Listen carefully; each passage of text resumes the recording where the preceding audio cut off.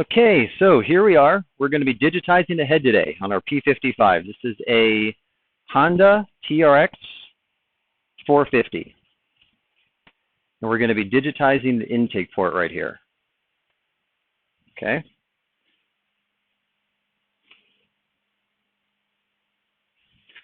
So the first thing we're going to do is get the head on the fixture.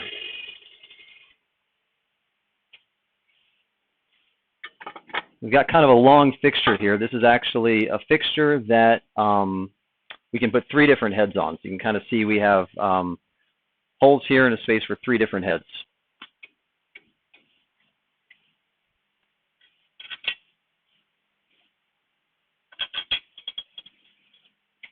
And this fixture fits a little tight, so I got to kind of tap it on. I don't really like to do that, but that's okay for this one. It's a known thing here.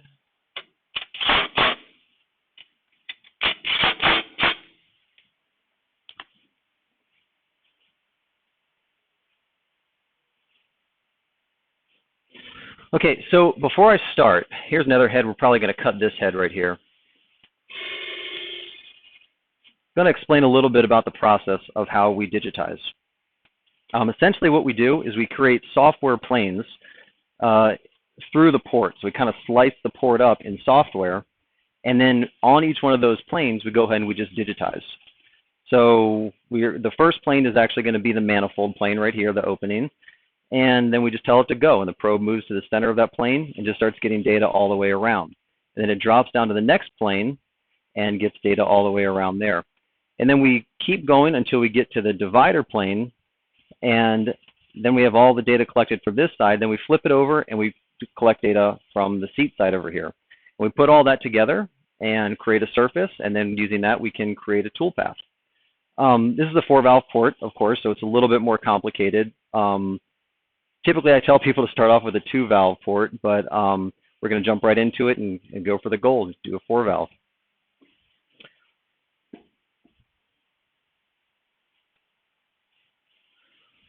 Okay, so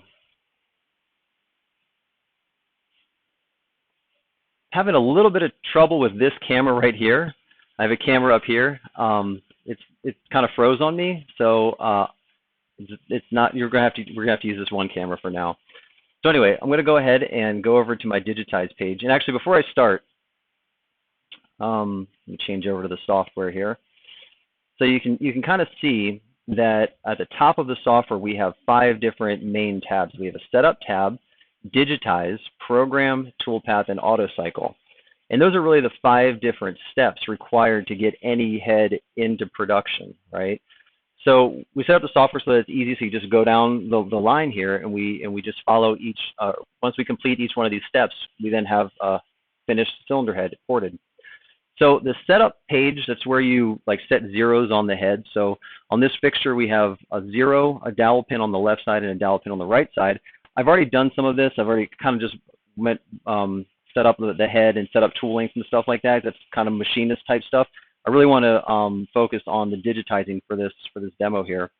So I'll just go ahead and show real quick kind of how we did that. I'm just going to move Y to 0 and X to 0.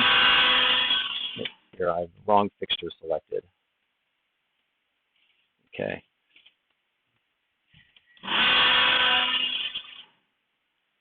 Okay, so I've already zeroed this out. You can kind of see if I just move to XY0, my probe is directly over top of this pin right here.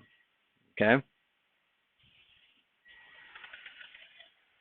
And I've also set up the probe length. Basically, take the probe, we rotate the A-axis around to 180, and we just touch it off on this 2-inch side over here. I don't know if you can see that in the camera, or even over here is okay. And we set 0 like that.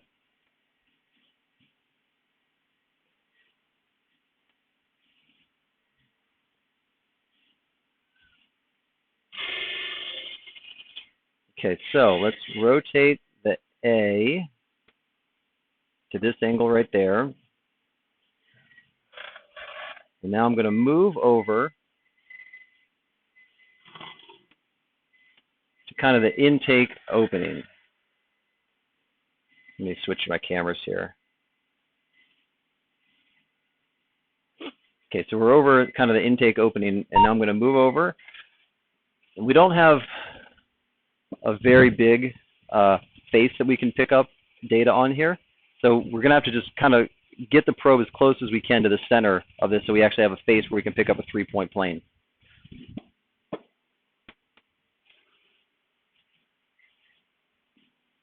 I'm going to first turn on the probe, start probe, and then come over here to our digitize page, because now we move from setup and now we're digitizing. So we come over here, we say add new port, and then we say add new plane inside of that port, and it tells me I'm using tool 3, which is correct.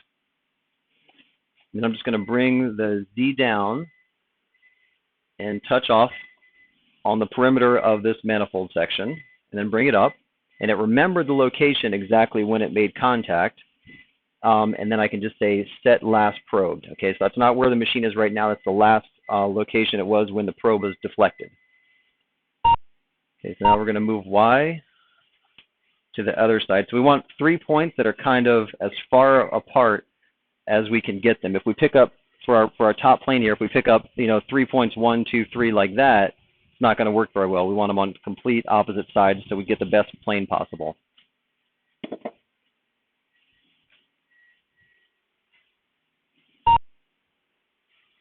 And it's also worth noting here that we're not starting with a pre-defined template or anything like that. Like this is a blank program. Like I went to File and New, and we're starting with nothing. So this would be the same process for any head that we're going to digitize. And we do not need any kind of a template to start off with. Okay, so now we'll bring the Z down on this last point over here. Okay, and then set last again. So now we picked up our 3 points there. And if I zoom in on it, you can see there's our plane. Okay, so now we've picked up using the bottom of the probe, right? But when we actually digitize this plane, we want the center of the probe to be on that plane, not the bottom. So what we're going to do is we're going to come over here to that plane and just say move perpendicular negative, which is into the head, by 0.118, which is the inch conversion of 3 millimeters. And that's a 6 millimeter probe, so 3 millimeters is the radius. Okay? So we move down 0.118. And now you can see the probe. It's going to probe inside of the port. Okay. So now the next thing we're going to do is we're going to pick up a plane that is. Let's see, which camera do I have here? We're going to pick up a plane that is right down where the two ports, where the main port splits off into both a right and a left port. Okay, so we're just going to move the probe down right into that divider section there, right into that divider area.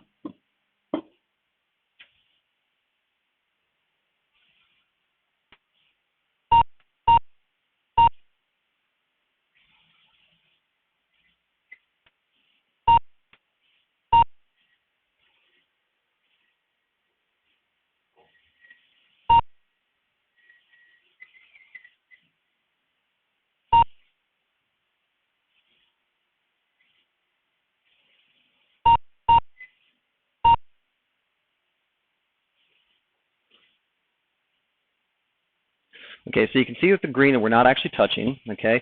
But this is as close as I can reasonably get the probe to kind of right where the port splits off into two, okay? And you can kind of see, I'm going to switch over to the software view here. So you can kind of see graphically where the probe is relative to our top plane up there. So what I'm going to do is I'm going to make a copy of this top plane, and I'm going to rename this split off. Okay, and I'm going to turn off my other plane, which is the top plane up there. Then I'm going to move this one down. So we're just kind of like right in the center, okay, something like that. Okay.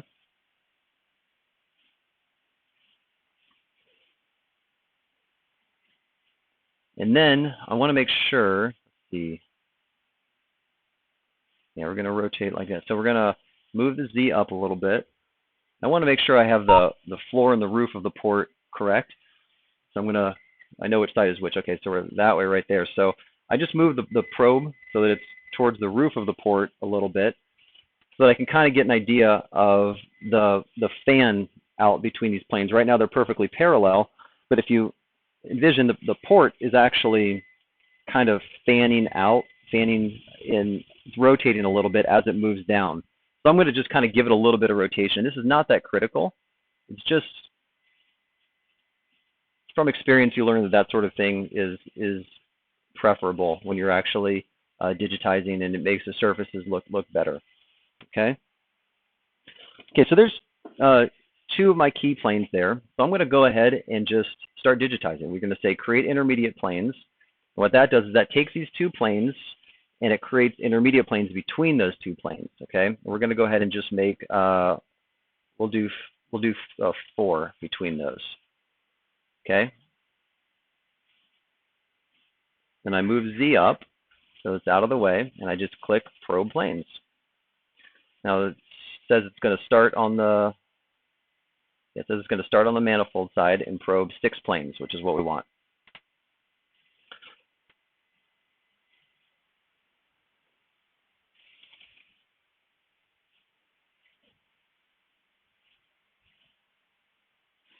Okay, so here we go.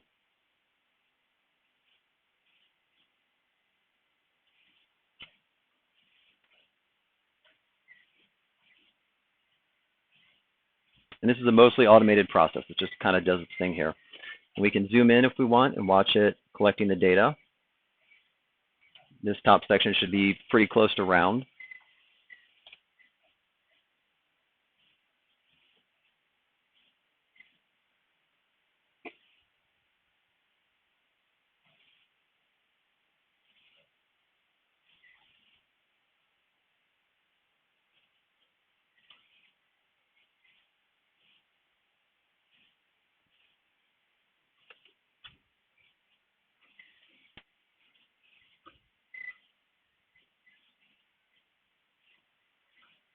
Okay, so now after it's gone 360 degrees around, it'll go back to the center, as you can see there.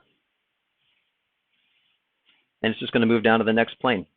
Giving me a little message here. It tells me just kind of a sanity check. It tells me that it's going to rotate the A by 0.8 degrees, which is reasonable, and the B is 0. Okay, there we go.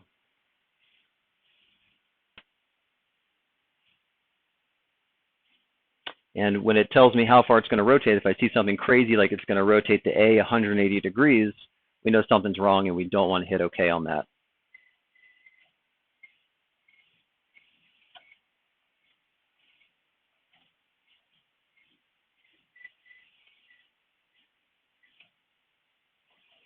So one thing that's really important about our system is, if you notice, we're digitizing in 5-axis here.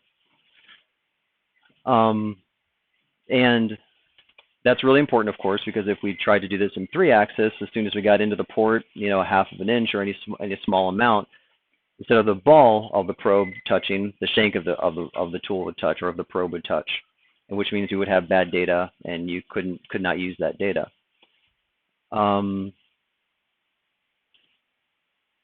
So the question comes up is, how does it know how to rotate the 4th and 5th axis? And it's actually a pretty sophisticated system. It's pretty interesting.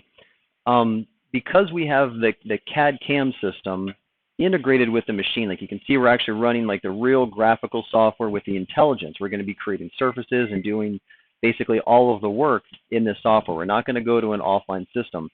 Because of that, the software can actually determine, or it knows what it has picked up ahead of it, so that on the sections that are above it, and it knows when it's getting farther down in there what it has to avoid up above. It knows the shape of the probe, and it knows the shape of the data that it's picked up above it. So using that, it can determine where to place the pivot points so that the probe itself doesn't shank out, and we always get good, clean data. Yeah.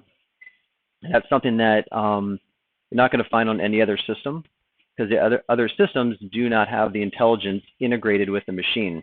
They have an offline CAD-CAM system where they create kind of a predefined probing path, and they download that to the dumb machine that doesn't have any intelligence on it, and then they just hit start probing. And if your port ever deviates any more than some tolerable amount, the machine can't do anything with it. It just throws up, and you have to go back to the CAD-CAM system and try to resolve that, and then go back out to the machine and then hope it's right the next time around. And with our system, it does resolve that in real time. It just figures everything out. Like, clearly we have not given it any information, and you can see it's going right over top of these dips and these bumps. We have not pre-programmed this with any sort of a template or anything like that. So, imagine if you're a customer and you get a head that you've never seen before. With this system, you can probe it, well, and we've been on for about 20 minutes now. You can probe it really quickly. With another system, you have to figure out how to basically make a template in the CAD-CAM system, and I'm not familiar with exactly the details of how the other systems do it, but since you don't have the intelligence on the machine, you cannot interact with the software and the machine at the same time. So a lot of advantages here.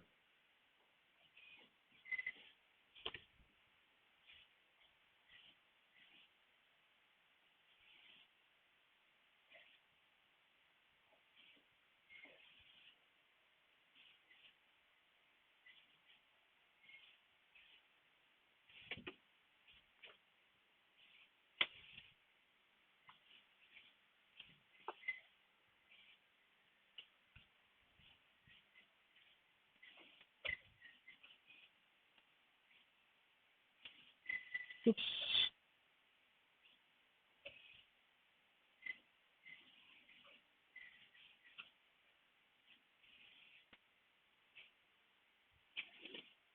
Okay, and this will be the last plane here from this side. Now, what we always want to do is save. We want to save a lot in case we have a power outage or anything else. I was working on this yesterday a little bit. Let's go ahead and overwrite that one.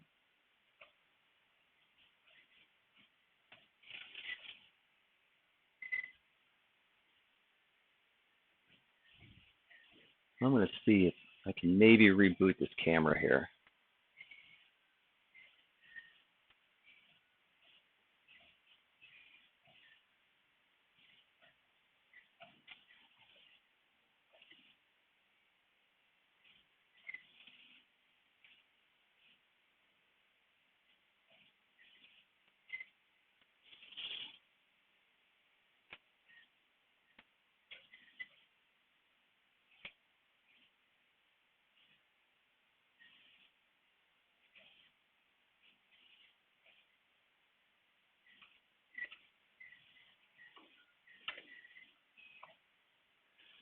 Okay, and now we're done with that. Let's go ahead and save one more time so that we have a good copy of it right after we're done digitizing this manifold section here. Okay, so now the next step, there's a couple different ways that we can approach this now. The way that I'm going to do it is I'm going to treat this as kind of two different two-valve ports, one for the right side and one for the left side. I'm going to take this kind of larger manifold section that's one area, and I'm going to break it off into two smaller ones, one for the right and one for the left. Okay. So the way I do that is I'm going to right-click and on the port and say Create Port Divider at 90 degrees. Oops, I'm going to go back. We're going to kind of go back and forth between programming and digitizing here. Okay, this is considered programming. So we're going to program a little bit, then go back and digitize the rest of the port. Okay, now you can see this this section here that's at 90 degrees relative to kind of the center of the port. We're going to create another one that's at negative 90 degrees, and we get something like that. Now I'm going to edit these a little bit. Come down here, and we're going to move that divider line. Going to kind of put it in the center over here. Okay, and that's going to be a good place for us to kind of branch the divider into a right and a left section.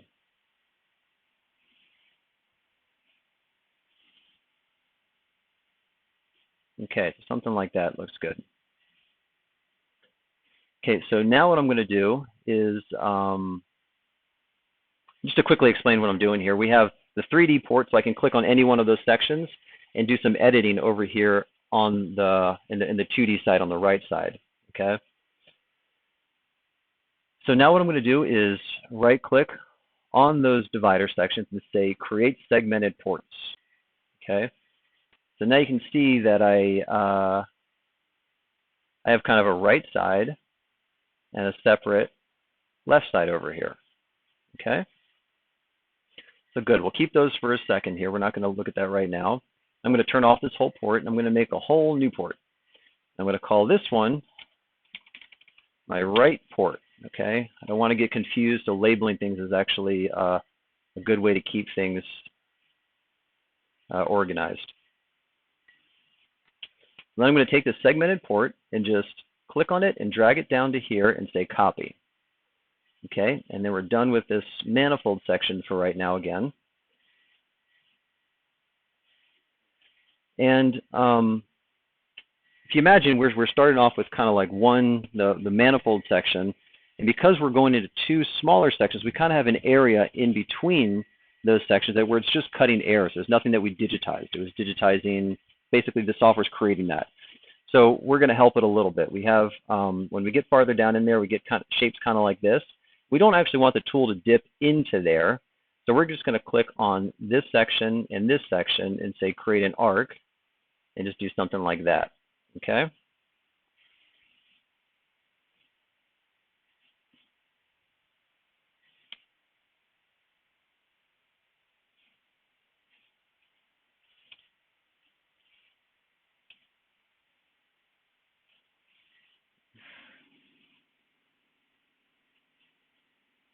Okay. I'm going to move this over like that.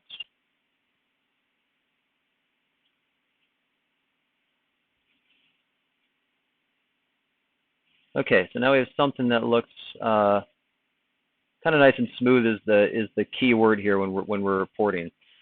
Okay, so that's looking good. I'm actually going to move this over a little bit more here.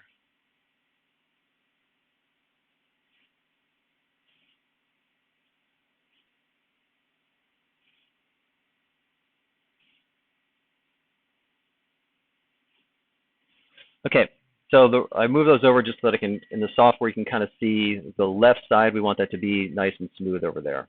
Okay, so that looks good. So now we're going to come back over here to the Digitize page and just continue digitizing.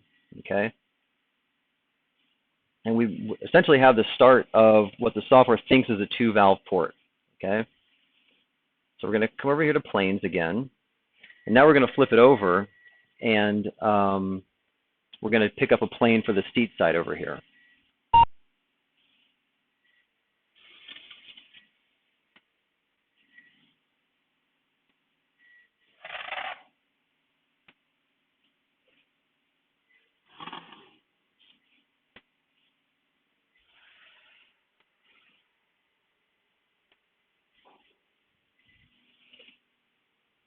And what we're going to do is just place the probe kind of in the center.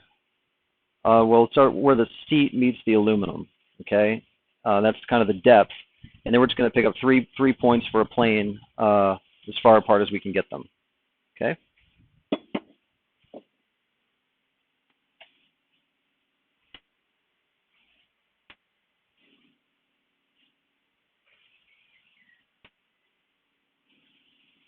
Okay, and now we're going to right-click again, say Add New Plane for Probing. And now we're just going to say set the current location. Where the machine is right now is where we want that first point.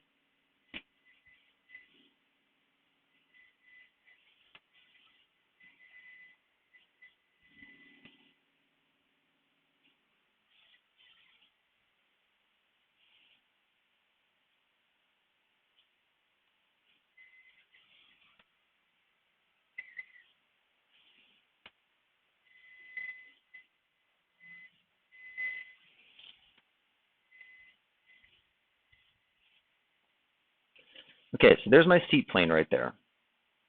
Okay, that looks good. So now we're going to need one more what we call a divider section, which is where we're going to stop both probing and cutting from one side and then pick it up from the other side, okay? So let's go ahead and make another plane. And actually, I'm going to rename this last one we just picked up. I'm going to call it seat plane.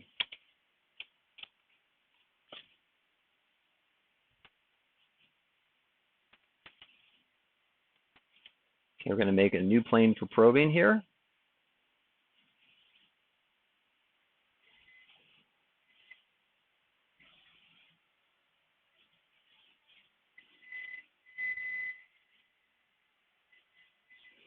And I'm going to rotate the A so I can get the one point is going to be kind of right in the middle of the short turn. It's probably the single most critical point of the points we pick up for planes. And I have to rotate the A so that I can access it. Without rotating the A, we couldn't get the probe into the right location.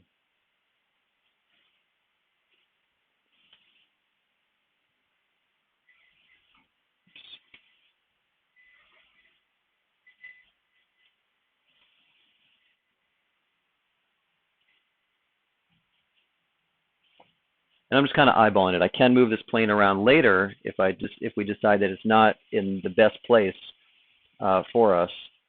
I'm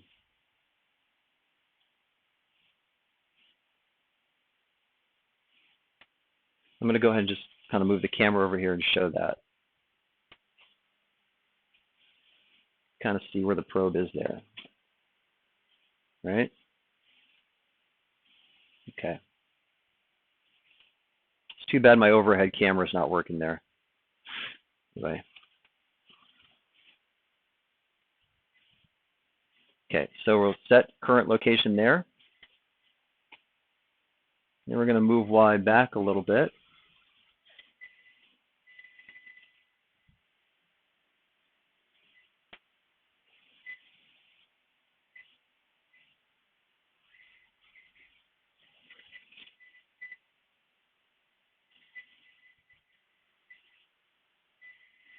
Now what I'm doing here is I've kind of learned after doing this enough that if I rotate the B from the left to the right side on the long turn, it's just kind of a nice way to move the X from one side to the other.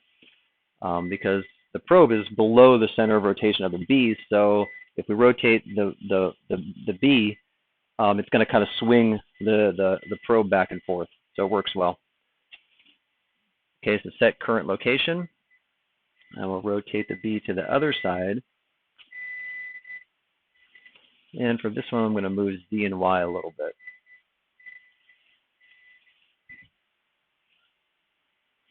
Okay, something like that. Okay. So that looks good. So now we're going to just turn off all the planes except for the last of the planes that we digitized from, let me switch over to the software here. We're going to turn off all of the planes except for the last one that we digitized from the manifold side. So that's this guy right here. So I turn them off just in the tree view over here. We're going to turn them off and then turn this on. One second here. Okay, and that middle dividing plane. Okay, and then I'm going to just right click and say create intermediate planes for probing. And in between there, I'm only going to put 2 because it's really kind of a short section there. And now I'm going to turn off or turn on the dividing plane and the seat plane and create some intermediate planes in there. So here on this side, we'll go ahead and do 3 on that side. Okay. So there's all of our planes, and half of them are digitized. Now we just have to continue on and digitize the rest of them. So the software likes to go in order. So I'm not going to digitize the seat, even though the probe is in the seat side right now. I'm going to flip over and just kind of, as far as the software is concerned, we're going to carry on or continue on from where we left off in the manifold area here.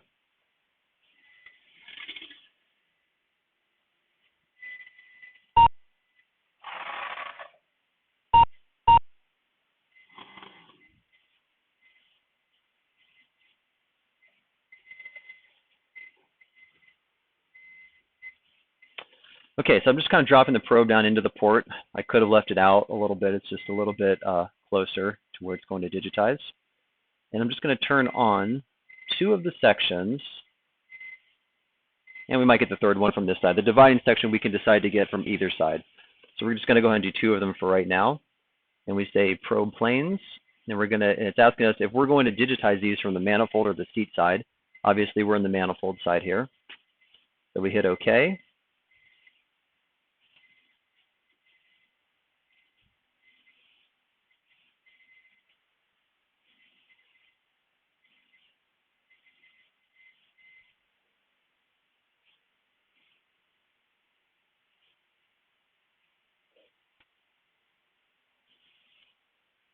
Okay.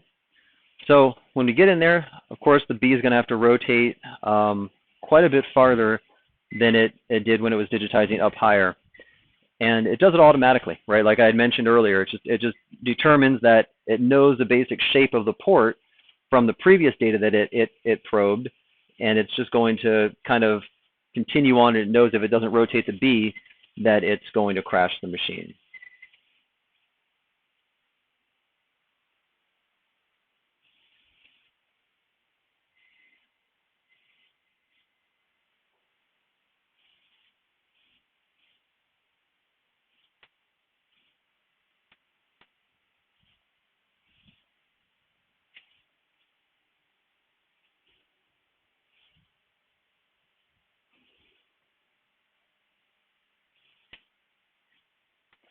I like to have a little mirror so I can kind of see in there sometimes.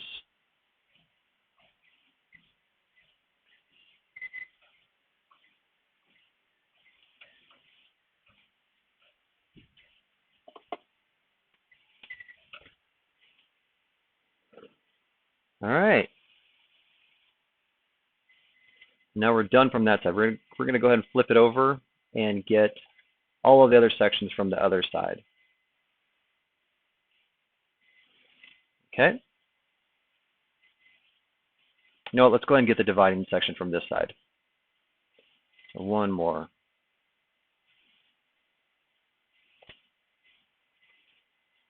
Just because things were going so well.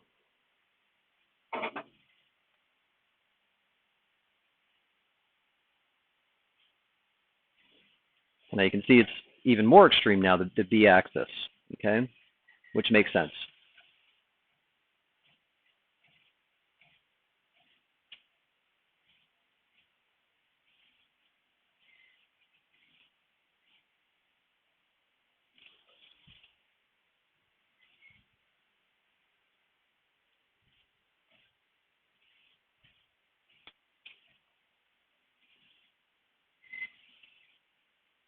Okay, we'll go ahead and save that.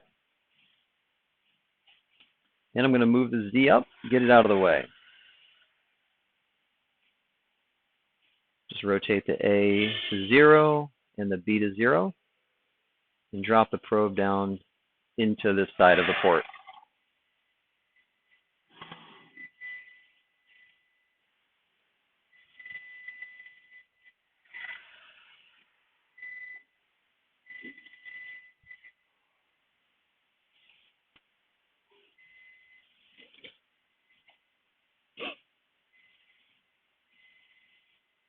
Okay, so we only have 4 sections to do from this side. So we'll just go ahead and hit probe planes. And now it knows we're going to get these from the seat side. So we just hit yes on that, and we're probing now. So real quick, just to explain, this is an older machine. This is a P55. It's about 13 years old, something like that. And it's a great machine. It does not have a tool changer. It's a really small machine. But the software, we continually update it, right? So this is running the latest software that all of the newer Rottler machines are running, like the EM69P. So yeah, so just want to kind of clarify that this is the same system regardless of which of the head porting machines, the Rottler-based head porting machines you'd be running. It's a P55, P69, and there are a few different versions of the P69 and then the EM69s also.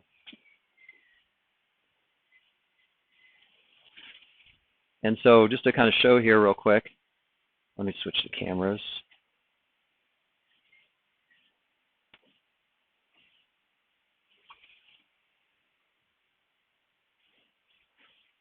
So that's the P69, and there's, that's the P55 there. That's a P69, and that's a workhorse that has a tool changer, so we pour a lot of heads on there. And this machine over here is kind of a one-off prototype machine. It's very similar to the EM69P. It's a really big machine.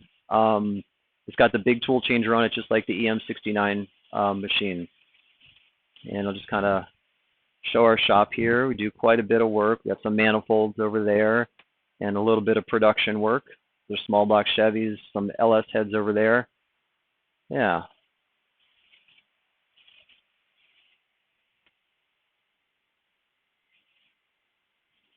And all of those are ported on these 3 machines here.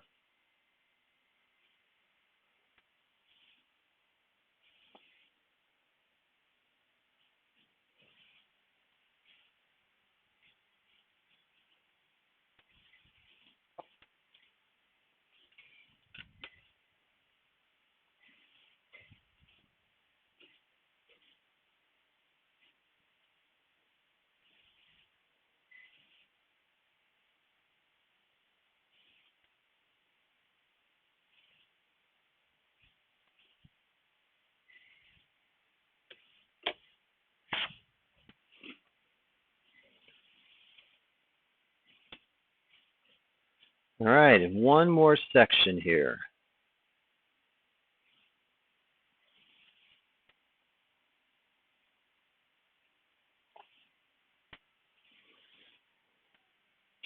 And so before, when we were doing the manifold section, you could see the B was rotating fairly steep, maybe 40 or 45 degrees. Now the A has to rotate pretty steep because it has to get along that short turn, right?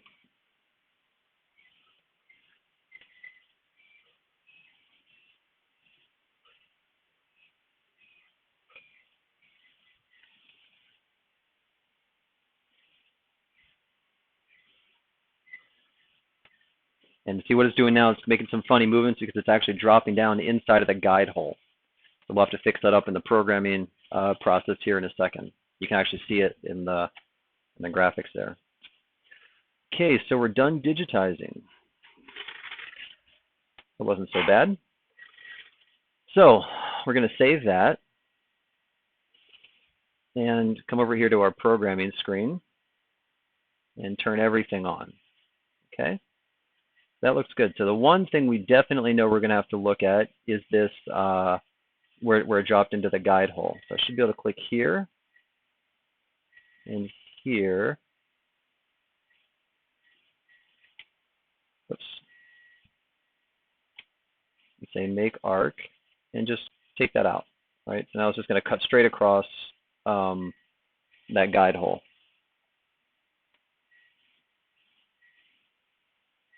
Not really much else to fix up. Everything else looks pretty good, pretty clean data. So the next step, I don't know if I saved it, I'll go ahead and save. Next step is just to create a surface. There is no guide support, so I'm going to hit no on that.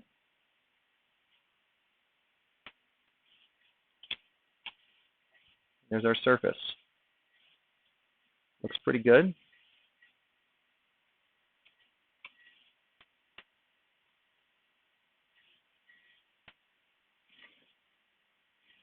So there's a little bit of a crease. So what probably happened is we probably should have digitized that dividing line, the dividing section from the seat side rather than from the manifold side, because our probe pretty clearly shanked out there.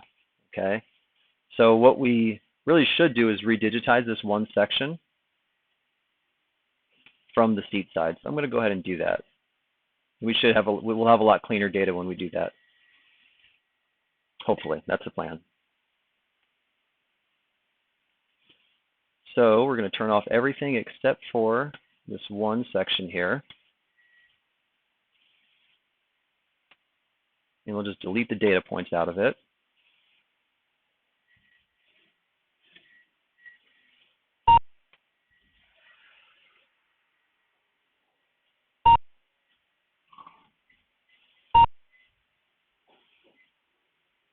and move the probe into the port and tell it to probe planes. And now we're going to click on, we're probing this from the seat side.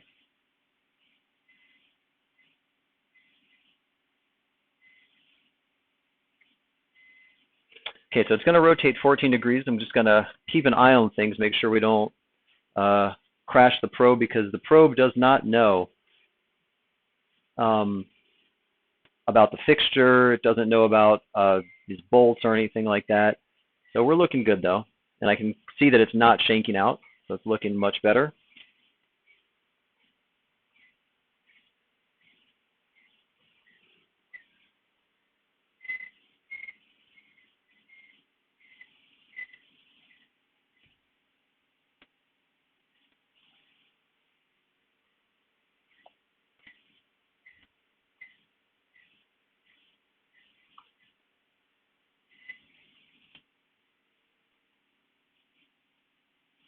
Okay, so get this out of the way, come back over to the programming page, and now we can see that lines up much nicer there. So let's go ahead and create the surface again.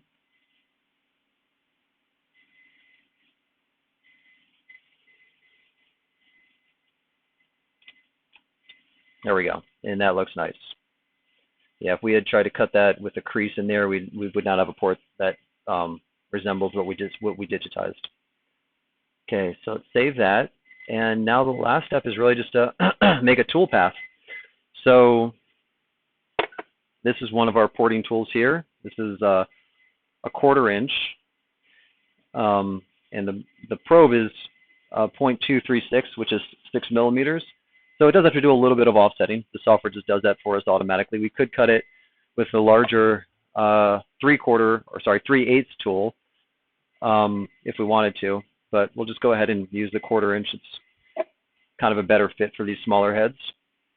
So we'll right-click on the divider section here to create a toolpath, and we say, make this the dividing line and make 2 toolpaths, one on either side, okay? And this is tool 12, okay?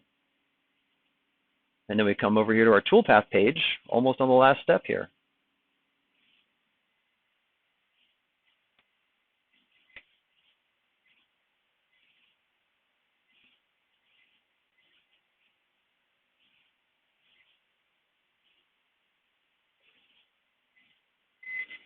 So one thing that I did, I didn't get that divider section exactly right, because you can see that it really cannot access without shanking out. You can see it breaking through on the short turn there, and it's really close to the manifold side, which means we don't have enough room for the tool to get in there, unfortunately. Yeah, and you can kind of see that that divider section is not at a great angle. Okay. So we could fix that up. We can just change the angle of it and redigitize that one section. Let's go ahead and just do that real quick. So I'm going to delete, well, yeah, I'll just go ahead and delete the tool paths. And then delete the through sections as well. And turn on my planes. And I'm just going to click on that plane there. And I'm not going to move it, actually. I'm just going to rotate the angle of it something more like that. Okay. So when I do that, when I rotate the angle of it, it's actually going to get a little bit closer to the manifold side and a little bit farther from the seat side. Let's go ahead and move it up a little bit as well, something like that. Okay, and we'll just digitize it again one more time.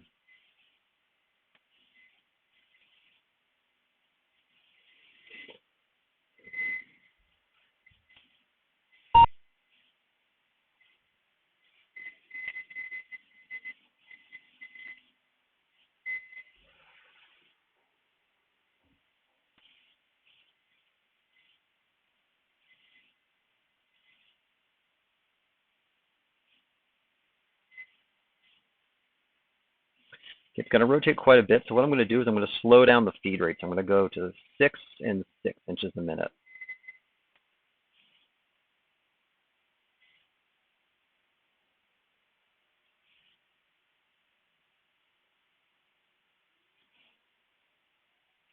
Okay, we're good.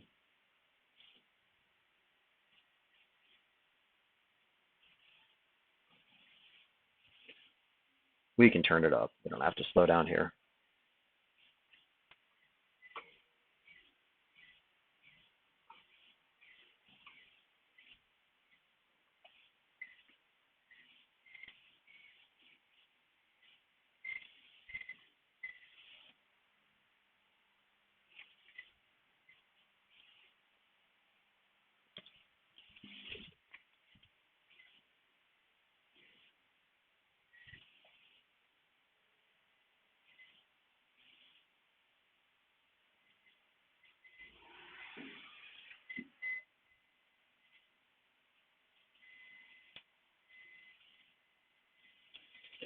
Okay, so let's go back to our programming page.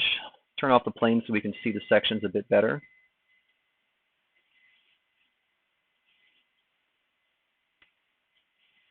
And we'll go ahead and create the surface.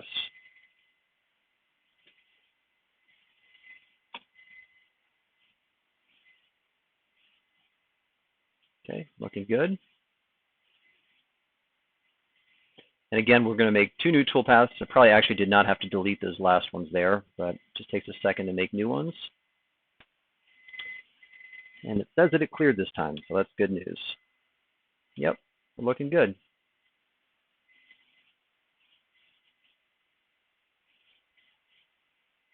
Okay.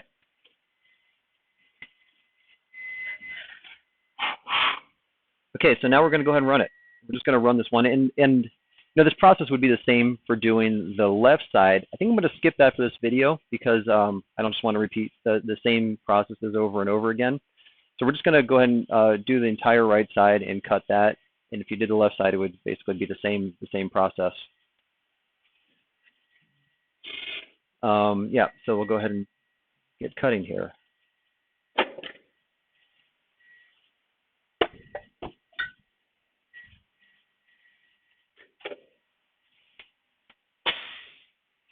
So one thing that I like to do, I'm going to set this tool as active. So right now it still thinks the probe is in there. If we had a tool changer and we told it to put the cutting tool in, it would just automatically know that it had put the cutting tool in, but it has no idea what tool we just put in there. So we have to tell it we put tool 12 in. Okay? So one thing that I like to do is go over to the auto cycle page and drag these 2 tool paths into our auto cycle boxes here. So real quick, I'll just explain this real quick here. We see these locations here. We have by default 8. And these are basically set up to be different cylinders on a head. So if you have like a 4-cylinder head, like an LS head or whatever, you would just basically duplicate all of your tool paths in the 4 different locations. And then this would be your X step over. So like 4.4 is for an LS motor. And then this would be 8.8. This is your bore spacing. And then 13.2 would be the last one. So then when we cut it, it's just going to cut whatever we have turned on there, which toolpaths we have in these boxes here. Okay. So for us, we don't. This is 1 cylinder. We're not going to use these other ones over here at all. So we're just going to leave those boxes empty. But for the cylinder number 1, we're just going to take our toolpaths and drag them into this box here. So now you can see there's a manifold side and a seat side toolpath in our auto cycle page for cylinder number 1. Then if I come over here, we can see that the toolpath shows up like that. Okay, and let's go ahead and turn the solids on. And so what I was saying before is I like to come over here to the manual movement page and rotate the A around. Just when I'm getting comfortable with the program and just want to make sure things are going to cut correctly. And I'm going to rotate the B to kind of this angle right here.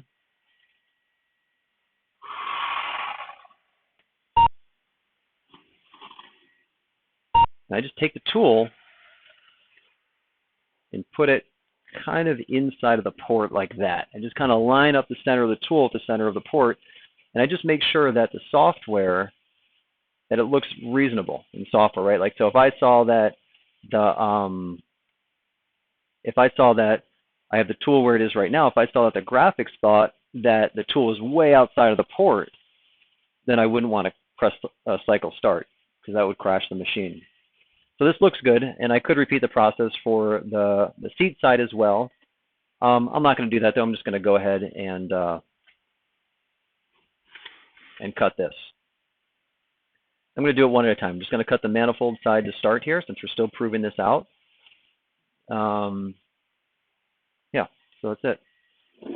And actually, one other thing I'm going to do, I think it defaults to something that's a little fast. I'm going to slow down to 6,000 RPM, and we're going to go down to, say, 55 inches a minute, just for proving it out, okay? This will take 5 minutes to run.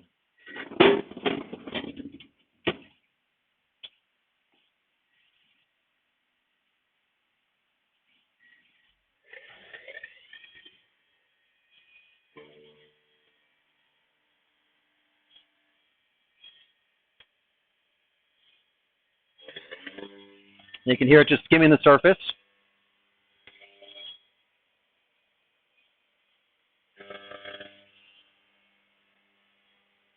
I'm going to try to get the camera up so we can see the machine running.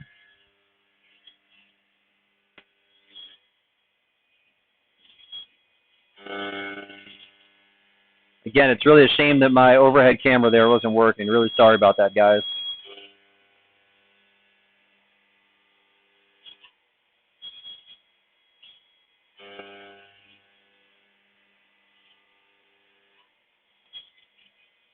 And I'm cutting kind of slow right now. I actually slowed the feed rate override down also, so I'll crank it up to 100%.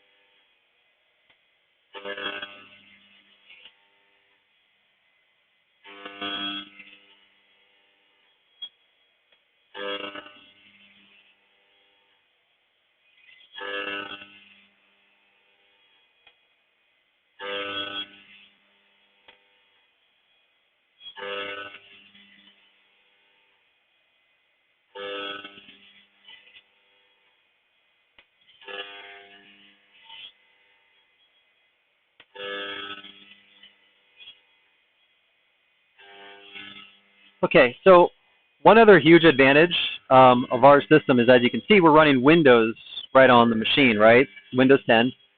And what this allows us to do is to use like really modern support and training technology, kind of like this, what we're doing here for this live video. We can actually remote in from wherever a customer or machine is around the world, and we can take over their machine and kind of use it just as if we were right in front of the machine. We can, you know, move the mouse around on the screen and just basically do everything that we could do as if we were right in front of the machine. It's been a huge benefit over the years to do that.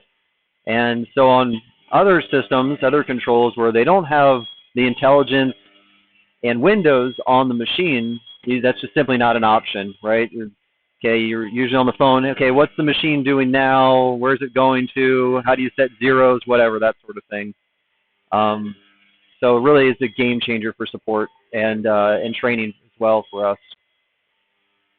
So yeah.